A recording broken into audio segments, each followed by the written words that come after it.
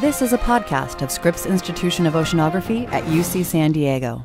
To learn more about how you can support Scripps, visit us online at scripps.ucsd.edu.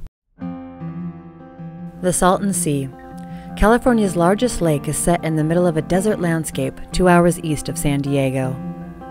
The dusty region known as the Salton Basin has hosted various bodies of water for thousands of years. In its latest incarnation, it became a haven for tourists and celebrities alike, reaching its heyday in the 1950s and 60s. But in recent years, the once posh scene has deteriorated. Evaporation and the steady runoff of fertilizers and salt from nearby farmland have continually diminished the lake's water quality, leaving only memories of the vibrant tourist attractions of yesteryear.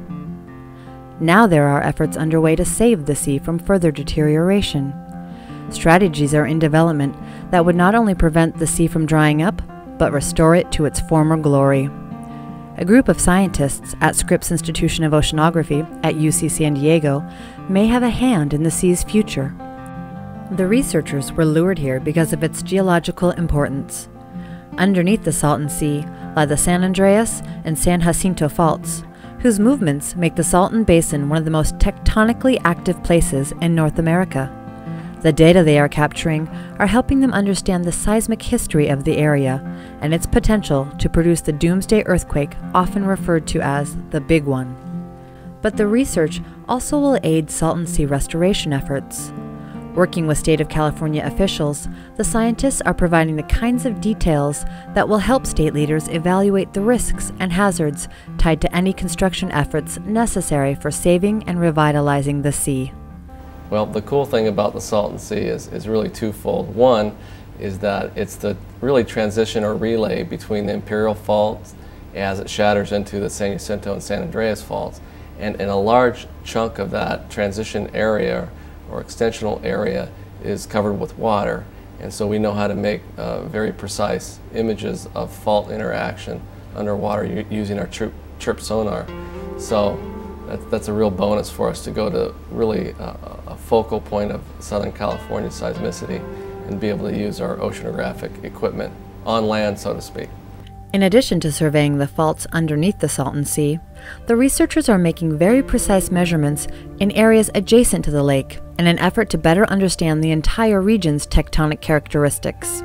Right here, we're standing just to the east of the San Andreas Fault.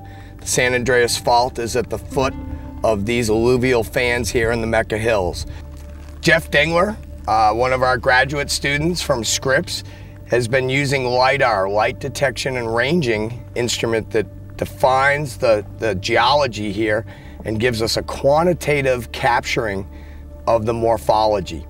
The San Andreas Fault is running right along the base of these alluvial fans, and we can look at the drainage. The drainage running off these alluvial fans has been offset, and this offset allows us to measure how much displacement has occurred on the fault. And we can reconstruct this through time. So this gives us some glimpses back into the past, how the fault has moved, how often, what's the recurrence interval, what's the magnitude. These are all things we want to know so that we can understand or make better probability functions of which fault is more susceptible to move in the future. At Salt Creek, near the northern shore of the Salton Sea, the scientists are digging deep for details of the geological history of the area. With colleagues at San Diego State University, the researchers excavated a large trench, allowing them to go back in time to study seismic activity revealed in the sediment layers. This area is interesting because what we're standing on right here on this trench is the San Andreas Fault. And most people would agree that this section of the San Andreas Fault has the potential to have an earthquake based on studies of when the most recent event occurred.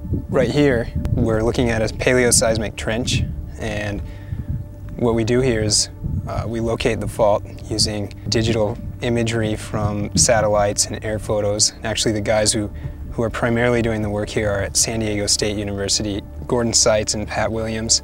So they locate the fault, and then they bring out an excavator and dig a trench across it, and we climb into the trench and document the stratigraphy looking for evidence for deformation associated with earthquakes in the past.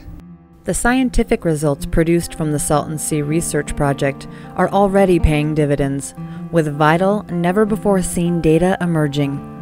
But the researchers say the information holds value beyond questions of science. Their interactions with State of California officials are paving the way for a new chapter in the Salton Sea's history. We've had a real excellent relationship with both Senator Denise Ducheney and her office, and then also Resource Secretary Chrisman and his office. And they've really been on board from the very beginning, and they've been out to the Salton Sea to see our trench.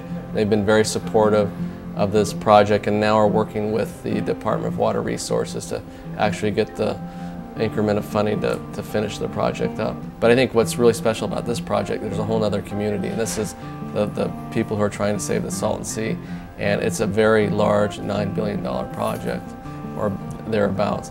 And how do you put this infrastructure there in a way that maximizes your chance of saving the sea, but then not doing anything stupid like building a dam, dike, or retaining wall across a large fault system that might rupture during its history or during its period of usefulness. So I think that's partly why the folks within the state of California are very interested in our research. Is they really do want to do it right, because it's imperative that we save the sea and not allow it to kind of digress or get in a worse situation.